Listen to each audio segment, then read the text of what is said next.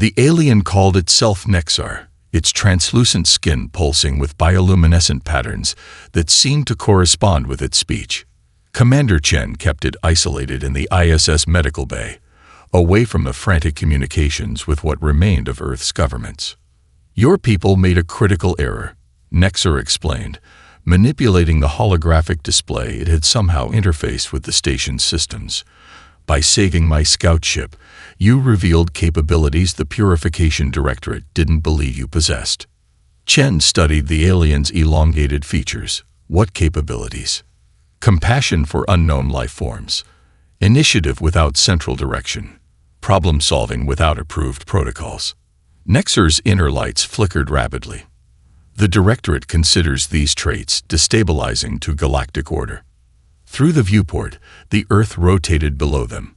Smoke plumes still visible from orbit marking the 23 impact sites across the planet. 8 billion humans, and in 6 hours, nearly 300 million had perished.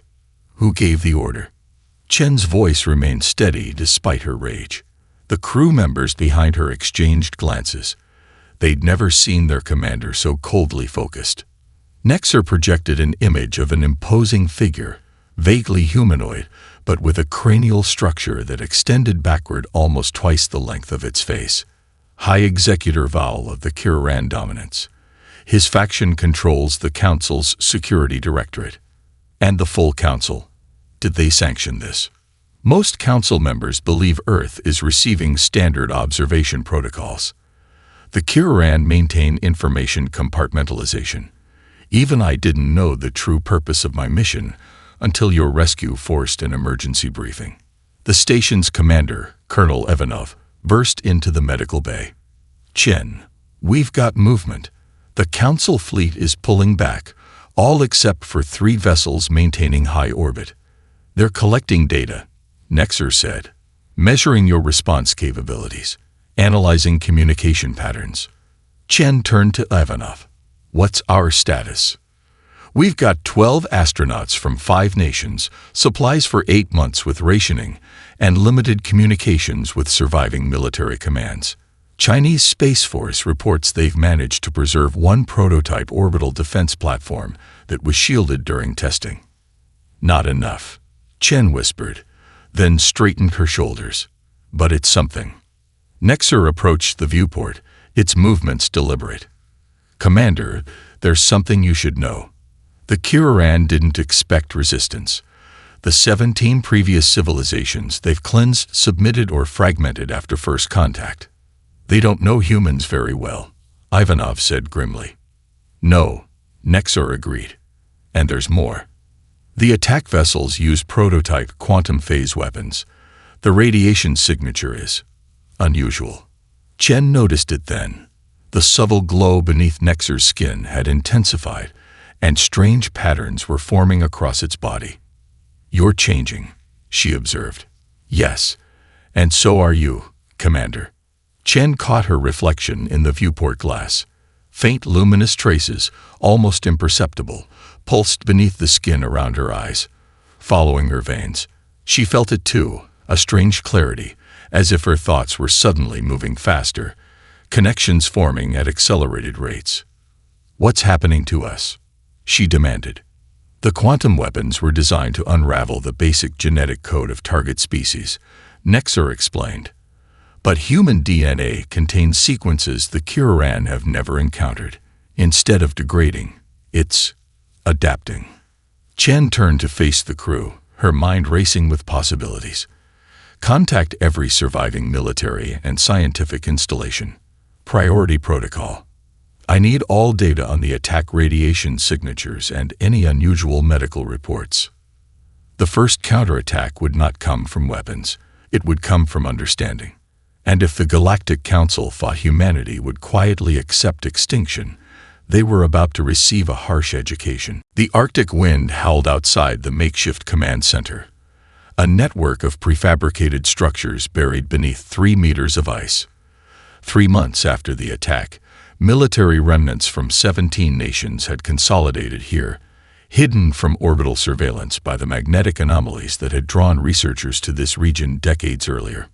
Chen stood before the holographic display, her eyes now permanently altered, pupils ringed with a luminescent blue that technicians had taken to calling quantum marks.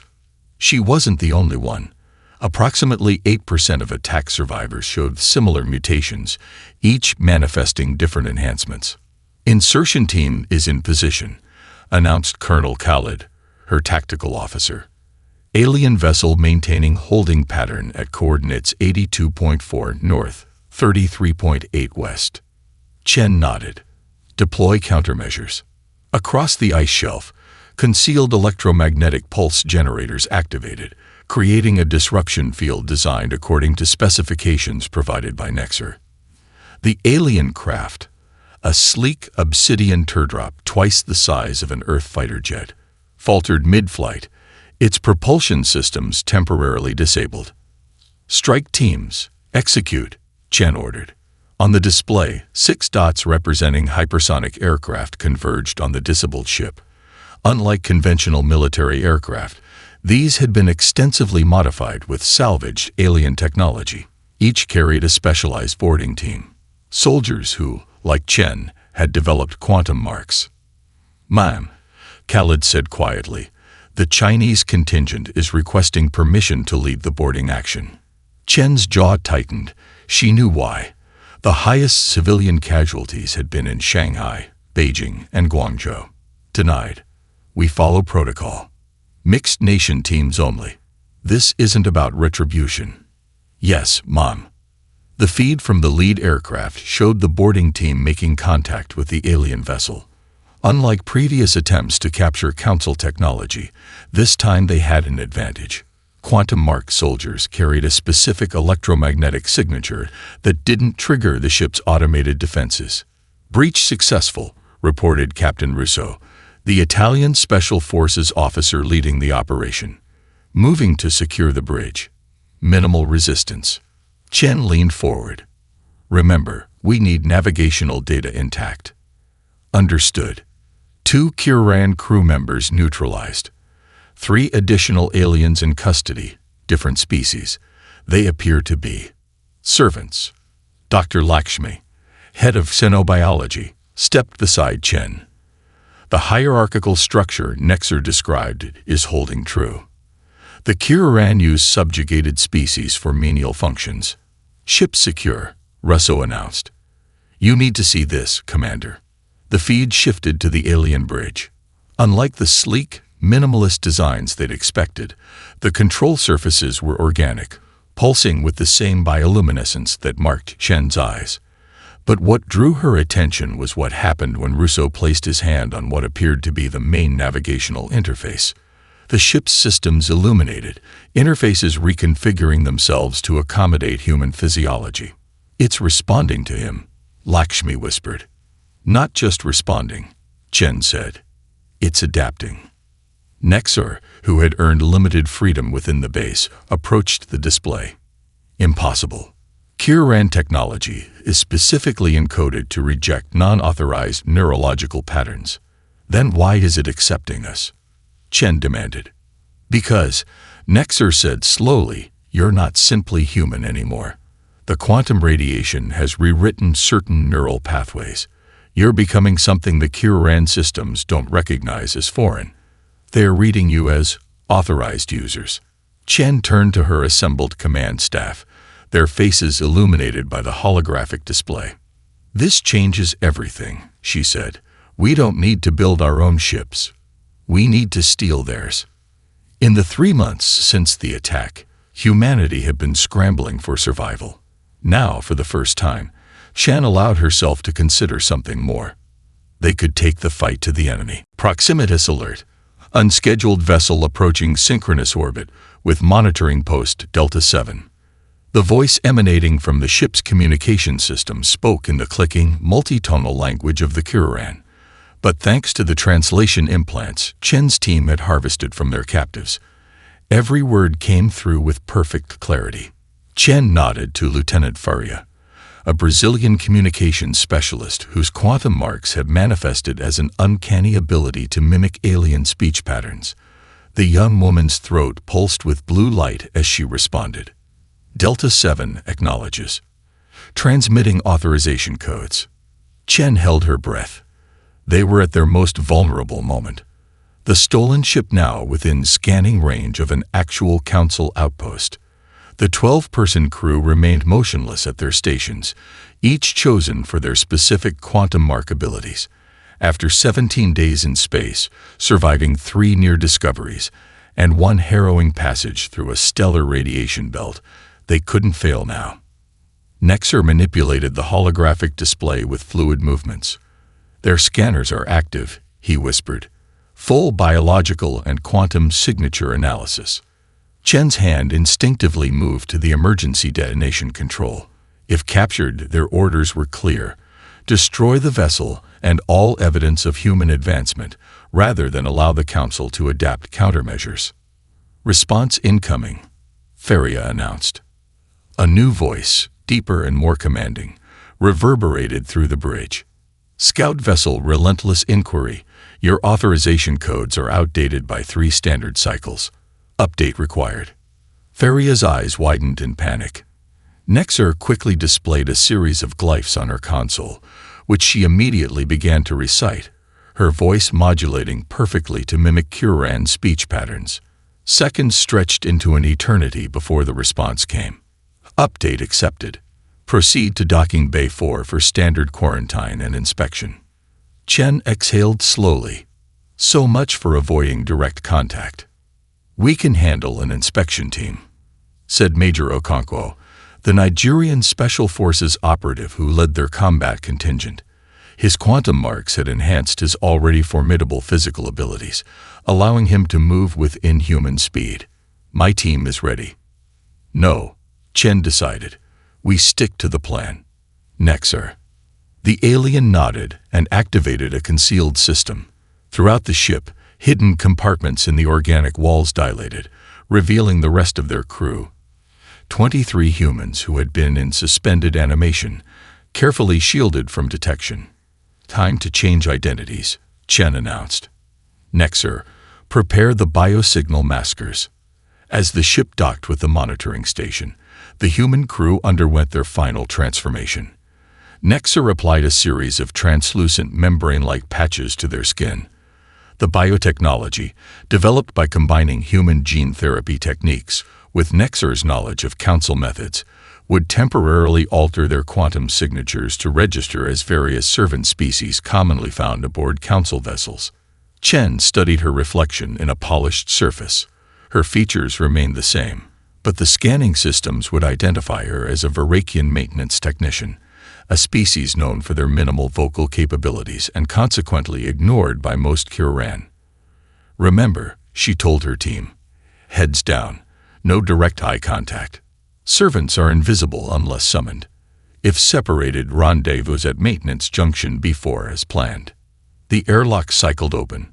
4 tall Kuran officials stood waiting, their elongated craniums marked with the insignias of station security. Chen lowered her gaze and stepped forward, every fiber of her being fighting against the submissive posture. The lead inspector barely glanced at the disguised humans, focusing instead on the ship's systems. The first step into Council space had been taken. The Trojan horse had been accepted. Now they just had to reach the heart of Nexus Station without being discovered. Nexus Station stretched before them like a vast metallic forest. Immense biometric structures intertwined with crystalline architecture, spanning hundreds of kilometers. From Maintenance Level 37, Chen's team had an unobstructed view of the station's central hub, where the Council chambers floated in null gravity, surrounded by the ambassadorial sectors of 200 member species. "Beautiful, isn't it?" whispered a voice behind them. Chen spun around, hand moving to her concealed weapon, only to find herself facing a impossibly thin being with multifaceted eyes that refracted light in hypnotic patterns. "Relax, human," the being said. "If I wanted to report you, station security would already be here." Okonkwo stepped forward, positioning himself between Chen and the stranger. "Identify yourself." "I am Kolvana, what your translator would call a coordinator." The being's faceted eyes shifted color. "I speak for the collective." "What collective?" Chen asked cautiously. Kolvana gestured toward the surrounding maintenance tunnels. The unseen, the forgotten. Those who build and maintain this station while the Council pretends we don't exist. From the shadows, figures emerge, representatives of at least a dozen different species, each wearing the muted utility garments that mark them as station support personnel. "How did you find us?" Chen demanded. A vapor-like entity condensed partially into humanoid form. "We've been tracking your quantum signatures since you docked," it said, voice resonating from its misty form. "Your biosignal maskers are good, but they cannot hide the distinctive pattern of your enhancements." Chen exchanged glances with Nexar, who nodded imperceptibly. "These are Telleri," he confirmed. "They exist partially, in phase-shifted space. No secretion system can hide biological processes from them." "Then why haven't you reported us?" Chen asked the assembled beings. Kolvana's faceted eyes pulsed with intensity. "Because we've been waiting for you, Commander Chen." The name sent a chill through Chen's body. "How do you know who I am?" "The Varax remember everything they see." Kolvana gestured to a cluster of insectoid beings, whose exoskeletons glinted with embedded data crystals. "They've been compiling intelligence on Council operations for centuries, including the attack on your world." One of the Varax stepped forward, antennae quivering. When it spoke, its mandibles clicked precisely. Full targeting data, casualty projections, mission parameters, all classified under Security Directive 1173, preemptive containment of evolutionary anomalies. "You weren't the first," Kolvana continued, "but you were the first to fight back effectively." A holographic display materialized between them, showing 17 worlds across the galaxy, each marked with the date of their containment. "The Council claims these were natural extinctions or self-destructions," the Telleri whispered. "The truth has been hidden from most member species." Chen studied the display, her enhanced mind cataloging the patterns. "These are all worlds near spatial anomalies or unusual radiation sources." "Precisely," Kolvana confirmed. "Environments that produce biological adaptations the Kiran cannot predict or control." "We've compiled everything," the Varax representative stated. "Secure access routes to the Council chambers, security patrol schedules, communication protocols. It's yours, if you'll help us." "Help you do what?" Chen asked, though she already suspected the answer. The assembled beings exchanged glances before Kolvana responded. "End the Kiran dominance. Free our worlds. Establish a council where all species have genuine representation." Chen looked at her team, then back at the unexpected allies. "You've been planning this for a long time." "Centuries," Kolvana acknowledged. "But we lacked the catalyst. A species with both the biological resistance to Kiran control and the strategic capability to strike directly at the Council. We lacked you, Commander." Chen felt the weight of billions of lives, human and alien, settle on her shoulders. "Show me everything." Neural capacity at 174% baseline and climbing, Dr. Lakshmi reported, monitoring the biosensors attached to Chen's temples. Synaptic activity unprecedented. Chen barely heard her. The information download from the Varax archives flooded her consciousness. Star charts, security protocols, personnel files, historical records, all streaming directly into her enhanced neural network. Her body temperature had risen 2 degrees in the past hour, and the luminescence beneath her skin pulsed with increasing intensity. "Commander, you need to disengage," Okonkwo insisted. "Your metabolic rate is approaching dangerous levels." "Not yet," Chen gasped. "Almost. There." The secret chamber deep within the maintenance levels had been converted into their operational headquarters. Kolvana and representatives from the collective monitored the station's security systems while Chen's team prepared for the final phase of their mission. The Varax data crystal detached from Chen's neural interface with a soft click. She slumped forward, catching herself on the edge of the console.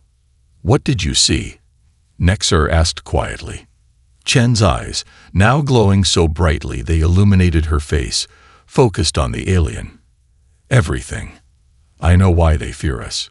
She struggled to her feet, swaying slightly as her enhanced metabolism struggled to process the massive data input. With trembling hands, she activated the holographic display, revealing a complex neural map. This is a standard Kiran brain structure, she explained. Note the enlarged parietal lobe with specialized cells they call consensus nodes. These allow them to project unified thought patterns, what they call clarity, to receptive species. She switched to a second image. This is a human brain after exposure to quantum radiation. The neural pathways showed distinctive alterations, particularly in areas associated with decision-making and autonomy. The pattern is inverted, Lakshmi observed. Almost like a countermeasure, Chen confirmed. Our DNA didn't just adapt to the weapons, it developed specific resistance to their primary method of control. Kolvana's faceted eyes shifted rapidly. This explains much. The Kiran maintain power through subtle psychic influence. Most species don't even realize they're being manipulated. But we're naturally immune, Chen continued. And worse, from their perspective, our immunity appears to be contagious. She gestured to Nexar, whose physiological structure had continued to evolve since his exposure to humans. Prolonged contact with humans disrupts the consensus effect. Feria looked up from her communication station, face pale. Commander, we have a problem. Security protocols just changed. They're implementing a station-wide biometric sweep. They know we're here, Okonkwo concluded. No, Chen said, studying the alert patterns. They suspect something, but they don't know what. This is a standard precaution before the High Conclave. What High Conclave? Nexar asked sharply. Chen's eyes narrowed. The one scheduled to begin in 6 hours. The primary agenda is the Earth situation. She pulled up the classified briefing document. The Security Directorate is recommending immediate termination of all remaining human population centers to prevent contagious evolutionary anomalies. The room fell silent. We need to move now, Chen decided. New plan. Okonkwo, prepare your team for direct access to the central chambers. Faria, contact our ship and implement Protocol Argo. That's a suicide mission, Nexar protested. Chen's gaze was unflinching. I'm not asking anyone to die, but I am going to confront the Council during their conclave. They believe humans are just another species to be cataloged and eliminated. Her voice hardened. I want them to look me in the eye when they give that order. The quantum light beneath her skin pulsed with newfound intensity, a visible manifestation of her resolve. And I want the entire galaxy to witness it. The Grand Council chamber resembled a massive amphitheater, with concentric rings ascending from the central podium, where the High Executor addressed the assembly. 200 species represented, yet actual power resided with the 7 Kiran dominants who occupied the privileged inner circle. Chen, disguised as a Varakian attendant, moved silently through the chamber's service corridors.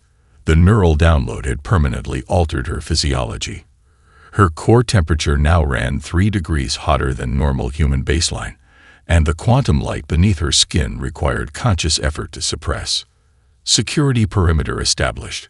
Okonkwo's voice whispered through her subdermal communicator. His team had positioned themselves throughout the chamber, disguised as various service species. Telari confirm all access points are covered, added Kolvana. The gaseous Telari had infiltrated the environmental systems, ready to deploy countermeasures against any lockdown protocols.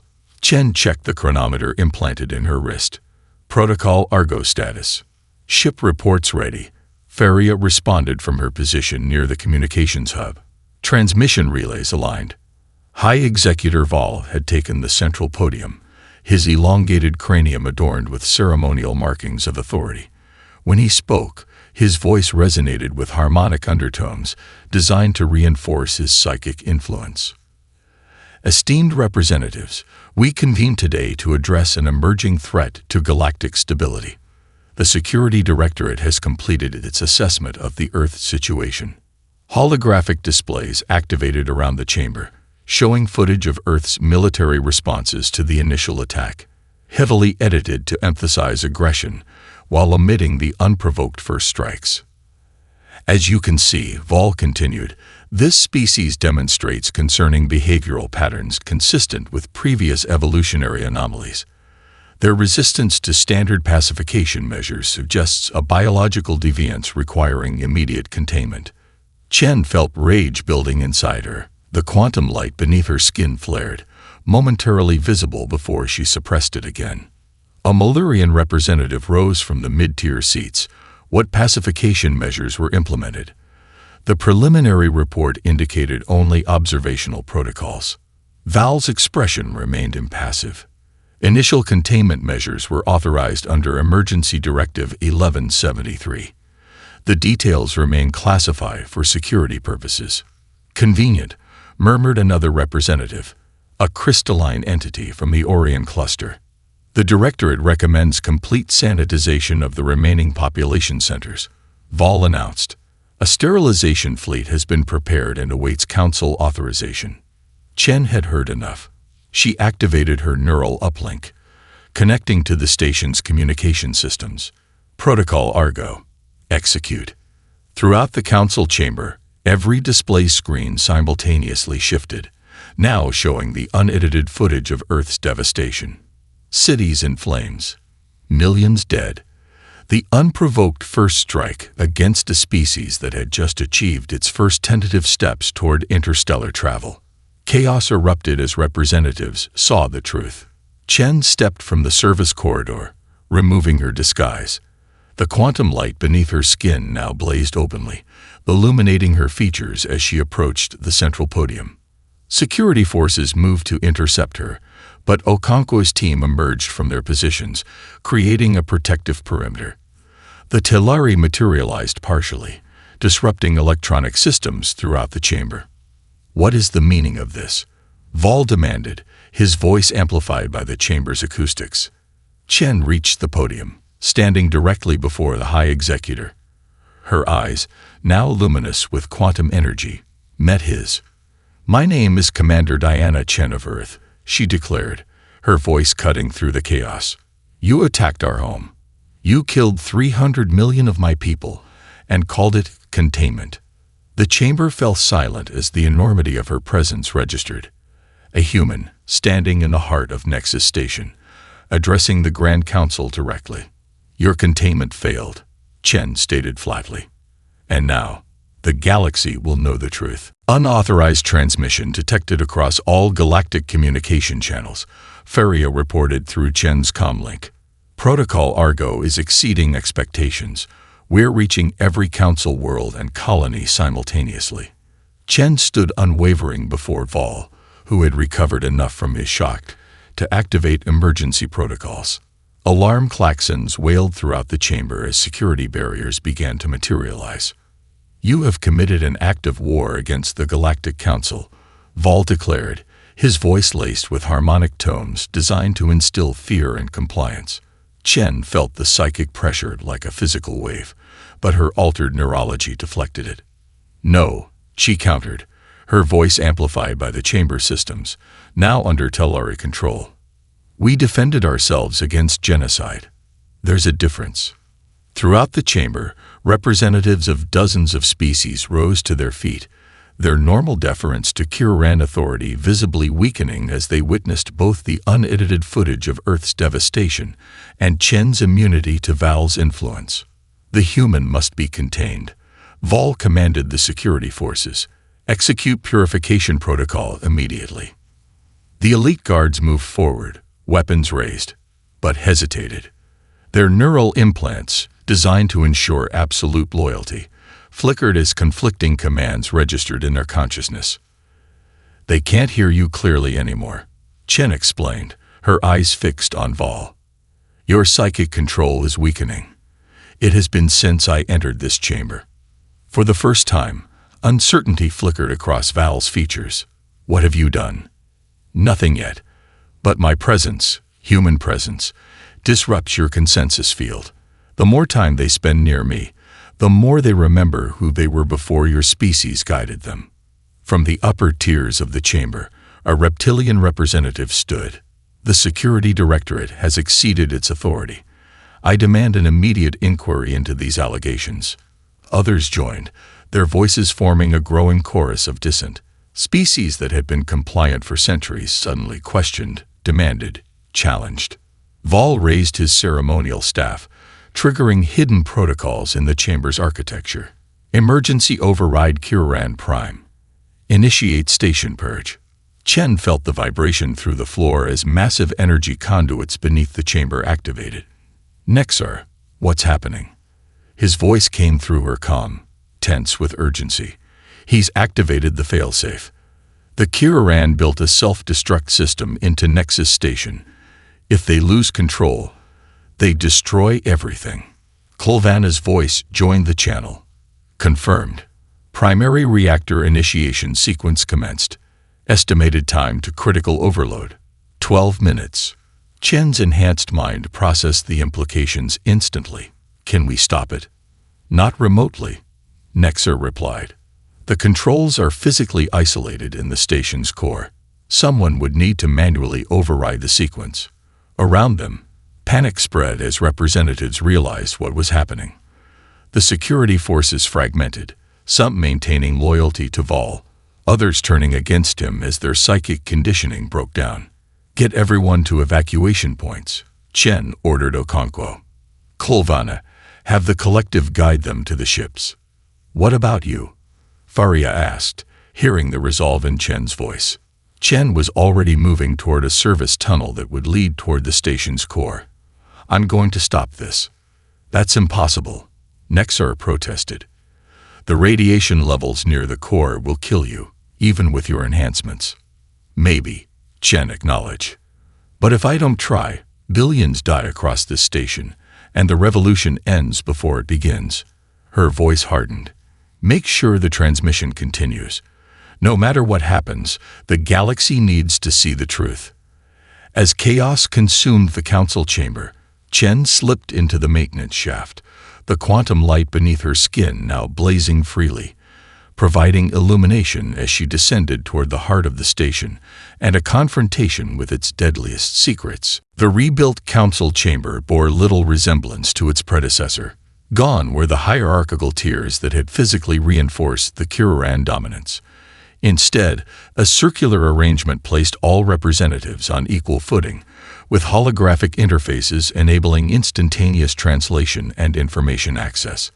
6 months after what historians now called the Nexus Revelation, representatives from 217 species, including 17 previously thought extinct, gathered for the ratification of the new Galactic Charter. At the center of the chamber stood Commander Chen. Though few would recognize her as fully human anymore, the desperate measures she had taken to survive the station's core radiation had accelerated her transformation. Her skin now possessed a translucent quality, the quantum energy flowing visibly through her neural pathways like a network of luminous rivers. Her eyes, entirely luminescent, seemed to perceive beyond the visible spectrum. Yet when she spoke, her voice remained unmistakably human. "The document before you represents not merely a new beginning, but an acknowledgement of past wrongs and a commitment to ensure they never happen again." A holographic display showed the Charter's core principles: mutual defense, technological exchange, cultural sovereignty, and the explicit prohibition of psychic influence in governance. Earth joins this cooperative not seeking vengeance, but justice; not domination, but partnership. Our unique neurological resistance to control was seen as a threat by the former regime. Today, it serves as a foundation for genuine freedom of thought. From his position among the Earth delegation, Okonkwo watched with pride. The past 6 months had seen remarkable changes. The quantum-marked humans had become ambassadors not only for Earth but for a new philosophy of governance, one where diversity of thought was valued rather than feared. The Kiraran themselves had undergone profound changes. With their consensus nodes surgically modified, they could no longer project their will onto others. Many had rejected the procedure and retreated to isolation, but a significant faction, mostly younger members, had embraced the opportunity to relate to other species as equals for the first time. A Kiraran representative rose. Meckel, once a junior member of their security directorate, now led their reformed government. As the first act of the new cooperative, we proposed the Memorial Worlds Initiative. The 17 civilizations subjected to containment will be honored, their survivors supported, and their homeworlds, where possible, restored. Seconded came the voice of Klvana, now the elected spokesperson for the station species formerly classified as servants. The vote was unanimous. As the formal proceedings concluded, Chen withdrew to a quiet observation deck overlooking the vast expanse of space. Nexar joined her, his form now as changed as hers, both of them living embodiments of what contact between their species had created. Was it worth it? He asked quietly. The pain, the transformation. Chen considered the question, watching distant stars through eyes that could now perceive energies and patterns invisible to her former self. There were moments in the reactor core when I wasn't sure I'd survive, she admitted. But yes, we've created something unprecedented. A galactic society built on genuine consent rather than control. And Earth. Your people? Are rebuilding, she said. The technological exchange has accelerated our recovery. The quantum marked are helping other species break free from centuries of conditioning. We've found our purpose. Beyond the viewport, a fleet of ships prepared for departure. The first joint scientific expedition under the new cooperative charter. Human scientists worked alongside beings from dozens of worlds, including several formerly classified as evolutionary anomalies. They called us a threat to stability, Chen observed. They weren't wrong. But sometimes, instability is exactly what a stagnant system needs. She placed her hand against the viewport, the quantum light within her pulsing in rhythm with the distant stars. They attacked our home thinking we would perish quietly. Instead, we helped build a new one, large enough for everyone.